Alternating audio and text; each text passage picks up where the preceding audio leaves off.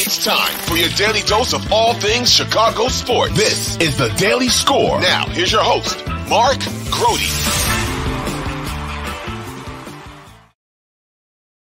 What's going on, everybody? Welcome into the Daily Score. I am Mark Grote. Thanks for being with us as always. And as seemingly always, yes, we're going to talk Bears here today. And couple things right off the bat.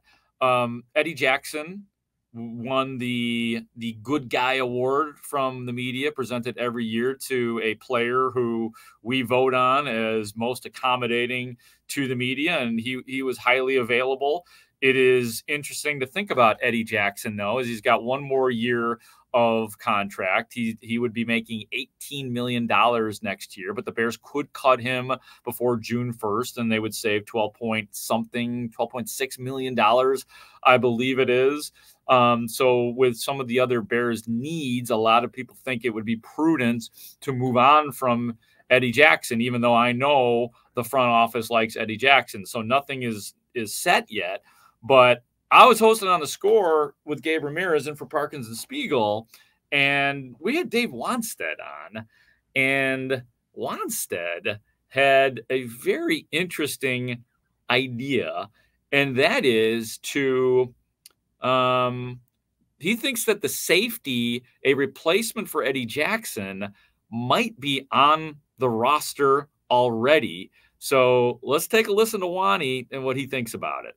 He's obviously been a really good player for us. We're going to be into a lot of money in that secondary, right? And in my mind, obviously, we got to keep Jalen Johnson, number one. And then number two, Gordon is as valuable as anybody in our whole defense. Forget about the secondary. This guy has really proven that he's a frontline player. So you know that we have to keep him. I would let Eddie go, unfortunately, and I would move either Terrell Smith or Stevenson to safety. Really? Yes. Wow. Tyreek's physical, man. He's a physical Tyreek's guy. real physical. Interesting. Yeah, he would be right there with Brisker. He probably welcomed that move because he can play a little bit more freer as opposed to being, tied up with some wide receivers. I don't know if either one of those guys ever played safety, but I will tell you this, that, you said Tyreek. I mean, between him and Brisker, that would be as hard a hitting group as there is in the National Football League, and young and athletic, and they can play the pass and they can play the run. So I don't know. That's without really looking at it close. Have you ever had one of your guys change positions? Oh yeah, no. I told Darrelle Revis when Darrelle Revis was the best tackler, defensive back that I've ever coached. And Patrick Surtain Sr. was probably second. And I told Darrelle, I said, if when your time at corner ever expires, you could go to safety and play another 5 years. I mean, Rod Woodson did that. Rod Woodson was a corner. And then when he got to the end of his career, he moved to safety. Yeah, I mean, the difference is, obviously, Tyreek Stevenson and Terrell Smith are rookies. So I guess it doesn't really matter, but I can't imagine that those guys would want to necessarily become a safety. But I guess if it's the difference between being a starter and not being a starter, but I kind of like it. I kind of like that idea.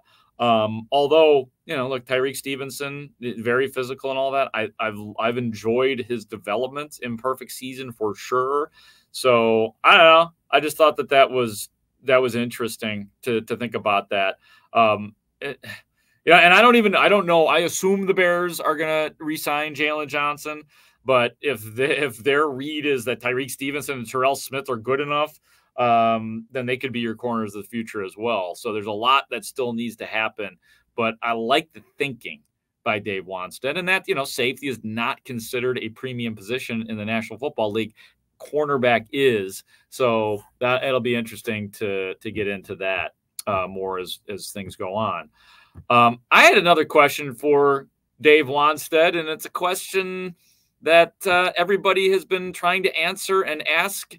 And let's hear from Wani in this, and you'll hear my question as well. it is my prediction that and anything can change, man. It's such a fluid situation that Matt Eberflus will be back. Do you believe that he will be back as well? Yes. Oh, I think the whole staff will be back. Really? I really Even do. Getsy? Yep. Oh, yeah. Yep. I really You say do. that confidently, Coach. I do, because, I mean, think about it.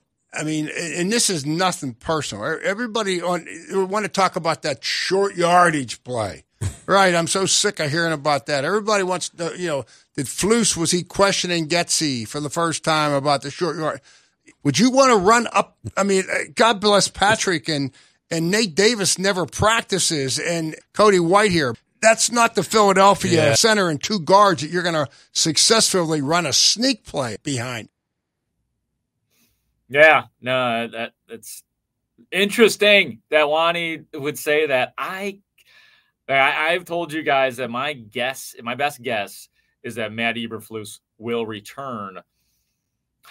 I just think they would. I don't know that Luke Getsy would make it, and the rest of the staff. I mean, I think something would have to change, probably. And you know that I've been supportive of Luke, or more supportive than others of Luke Getsy. But my guess is that you've got to change something on that coaching staff. And I think you have to add a defensive coordinator too, as well as Getsy has done. You can't keep asking that guy to do the old 2-for-1. I hope that if Eberflus does return, that he just imposes his will a little bit more in the game plan for defense, because obviously he wasn't doing that when Alan Williams is here, because the defense looks totally and completely different. Speaking of Luke Getsy, he spoke on Thursday, and we're only going to get a couple more of these days here this week where the coordinator speaks and the quarterback speaks for that matter, and then we'll see what happens in the offseason. But, the forever question is to Luke Getsy is where he sees Justin Fields improving this year. The big picture with this franchise trying to find its long-term quarterback, how have you seen Justin progress towards that goal? Again, that's a deeper question than just about where we're at right now. I think just regarding Justin, there's been a tremendous amount of growth. I mean, where he's just in this season alone, how far along he's come, taking care of the football, being in control of the game. I think that's been the coolest part since he's come back. I just feel like he's in control when he's out there. I think that's been a lot of fun to see. And like we talked about already, like the sack part of it, he's limiting the sacks. We're not turning the football over, and we're giving ourselves a chance to win those games. And now we're doing that. In what ways have you seen him kind of make the biggest strides individually? I think there's been a lot of them. I think his ability to progress is better. His footwork is better. I think the protection part of it is outstanding. The completion percentage part of it is good. He's throwing the ball accurately. I think the extended play part of it has been a lot of fun to see him progress through that. So there's been a lot of areas. I'm leaving other stuff out, but I think there's been a lot of really cool stuff that Justin has grown through this year. Luke, how do you set that standard, especially with emphasizing no interceptions and no sacks, and still allow him to be free and be aggressive and take chances? And that seems like a delicate balance. It definitely is. But at the same time, I think that's part of the experience that you get, both on the practice field and in the games. I think as you experience those situations, you realize which ones are a more calculated risk and not, right? And so a Hail Mary throw at the end of the game, like we're not going to stress about what happens in that situation, but there's times that in the pocket you can see him being very conscious of two hands on the football and making sure that he's taking care of it, so that if somebody he doesn't see hits him, he's still going to have the ball at the end of that play. So there's a lot of different aspects of it, but I think it's a reality of our game is that you have to take care of the football. And then when there's those moments in the game when you can take a chance, you take them. And I think those experiences of knowing when those show up, that's just, you get those by playing. There's not like you watch film, you watch other guys, you see how they do it. We talk about it in the room. I think those experiences, just the communication that we have in the room constantly helps kind of make you, enlighten you to those certain situations as well. But the experience that he's gotten, you can see his comfortability in handling those situations. Body of work from Justin against Arizona. I think he was asked about this afterwards, so was Flus. 170 passing yards, 97 rushing.